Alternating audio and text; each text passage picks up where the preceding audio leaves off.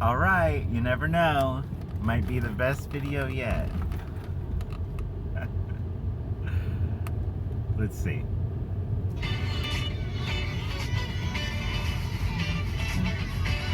Huh. No comment. Photos did not use on the plane because the plane's gonna crash. Right? No comment. Huh. So Take My Breath Away by Berlin. That song was everywhere on the radio when I was 16, 17.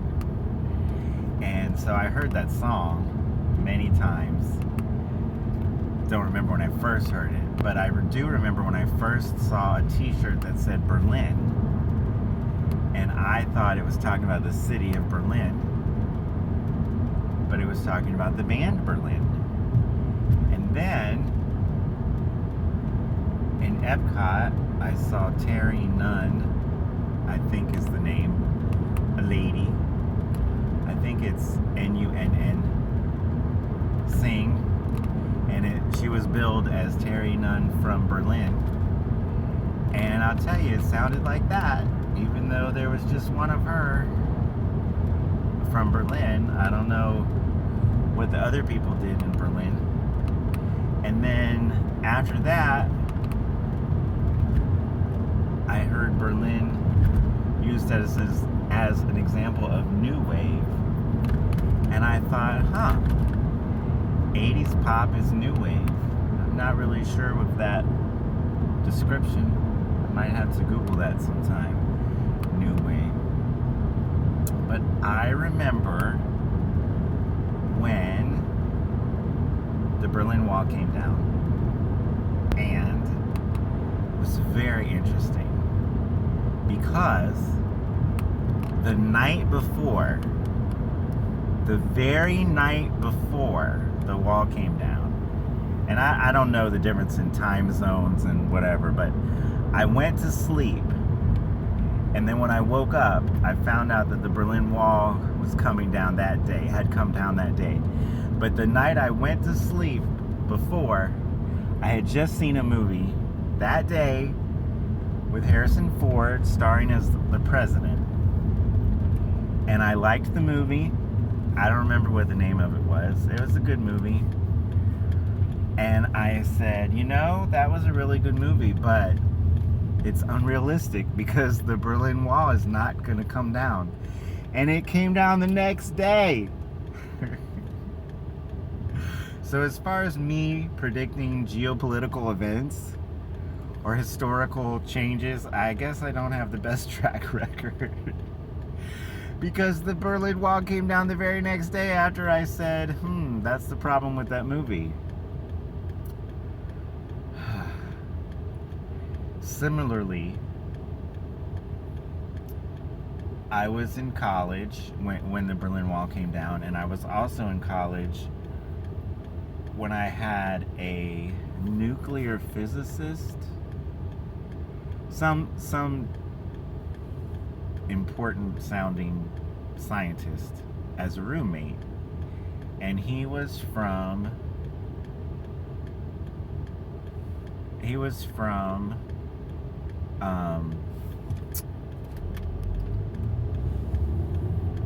where was he from? He was from Czechoslovakia? No. Yeah. Oh man, it's so sad. It's sad when you don't remember stuff.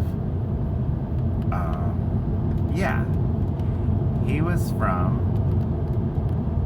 Czechoslovakia. And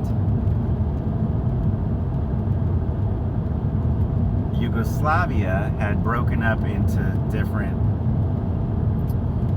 countries or regions and wars and all kinds of stuff. So, you know, I remember when Yugoslavia was a country, a unified country, and they were touted as a beacon of peace for the Balkans because they, I don't know, I guess they had different cultures, but they got along fine. And then they broke out into civil war and so forth. So Yugoslavia had broken up, and I was living with a guy from Czechoslovakia as a roommate, and I said, well, do you think Czechoslovakia will ever break up? Oh, no, he said. And, you know, he had just come to FSU for his doctorate.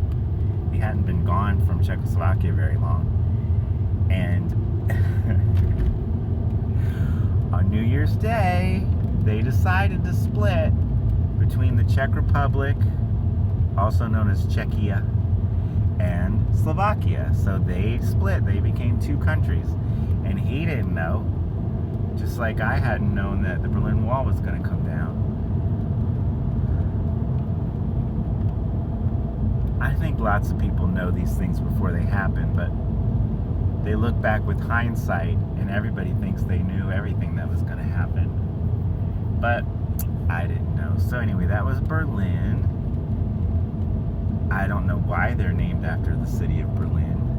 I've never been to Berlin, but I have been to Czechia and I have been to Slovakia. So that's 6 minutes. I'm going to see what else is on the radio. Alright, let's see. Vitamins and supplements. Yeah, just head over Vitamins to the Boynton Beach and location. supplements. Oh no, don't get me started. I was a little kid when I realized that a health food store would sell anything. So when I realized that a health food store would sell anything that they could sell, anything that there was a market for, I realized that nutrition and health food stores and supplements and vitamins and sugar substitutes is particularly what brought me to the conclusion. If they'll sell anything, then they're just selling what they can sell. They don't know which thing is better. So if you go through the aisle and you see 10 different sugar substitutes and somebody thinks this one causes cancer, but somebody else thinks it's the best thing that's ever happened, and then other people want you to just eat sugar, maybe refined in a different way or not refined or whatever. So you've got this one goal, which is people want something that's sweet. And they'll sell anything that people will buy. And every single product has somebody behind it who is trying to sell it. And they've all got people pretending like it's the best thing ever. But no, I figured that out.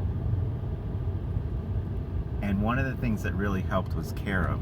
Have you ever tried carob? Don't. If you want chocolate, eat chocolate. Don't eat that stuff that they used to sell. They probably still sell it, but for some reason, when I was, I don't know, 8, 9, 10, chocolate had a bad name. And so fake chocolate, or carob, and then everybody realized carob was nasty, so then they started pretending like people were buying carob just for carob's sake, not as a chocolate substitute. And then, this is so annoying to me, then somebody decided that dark chocolate was, quote, good for you. Everything's good for you in a certain amount, right? And everything's bad for you in a certain amount. So I don't even like that phrase, good for you and bad for you. But all these people say that dark chocolate is good for you. What do they think milk chocolate is? Milk chocolate is dark chocolate with some milk in it. So unless you're one of those people who doesn't think people should be drinking milk, which maybe you are, but unless you're one of those people, don't tell me how good dark chocolate is for me, because unless there's something wrong with milk, milk chocolate's good for me too, because it's the same thing. All right. So on the subject of things being good for me, I think lots of people grew up thinking that fruits and vegetables were good for them and other things were bad for them. Differences of opinion about eggs and milk. But people had in their minds a list of foods that were good for you. That's the phrase. This is good for you.